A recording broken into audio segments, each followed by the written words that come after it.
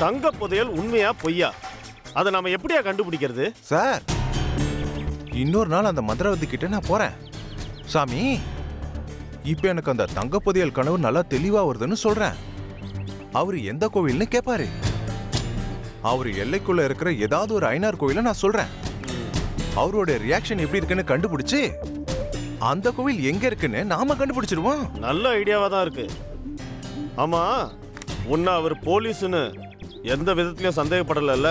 இல்ல சார். அதே மாதிரி நடந்துக்கும். எனக்கு ஒரே ஒரு பயம் சார். என்னையா பயம்? சார், காளியனோட கனவுல வந்து மிரட்டாதுல்ல? யோ, அதெல்லாம் ஒண்ணும் மிரட்டாதியா? சார், பொய் சொல்றேன்னு சொல்லி காளியனை தண்டிச்சிடாதுல்ல? யோ, அதெல்லாம் எதுவும் பண்ணாதியா? இது நம்ம கடமை. தங்க புதையல் உண்மையா பொய்யா? அந்த மந்திரவாதி உண்மையான மந்திரவாதியா இல்ல ஊரை ஏமாத்துற மந்திரவாதியா? இப்படி நம்ம கடமையை செய்யறோம்.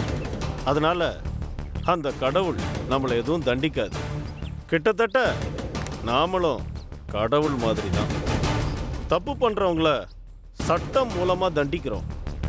எங்கேயும் எந்த தப்பும் நடந்துராம இருக்க ஒரு சாமியா, காவல் தெய்வமா நாம இருக்கோம். அதனால நமக்கு எதுவுமே நடக்காது. நீ ஒன்றும் கவலைப்படாத. இனிமேல் நானு அந்த மந்திரவாதி என்ன பண்றாரு, எங்க போறாருன்னு மறைஞ்சிருந்து ஃபாலோ பண்றேன் சார். சமயம் நெருங்கும் போது நேரா போய் டிராமா ஆடுறேன். ஓகே. சரிங்க சார், நான் வரேன் சார்.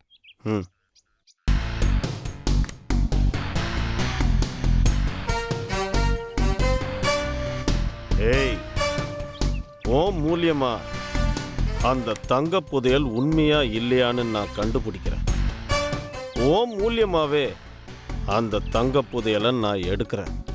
இதுக்கு உன்னையே தூண்டுகோலா பயன்படுத்துறேன்.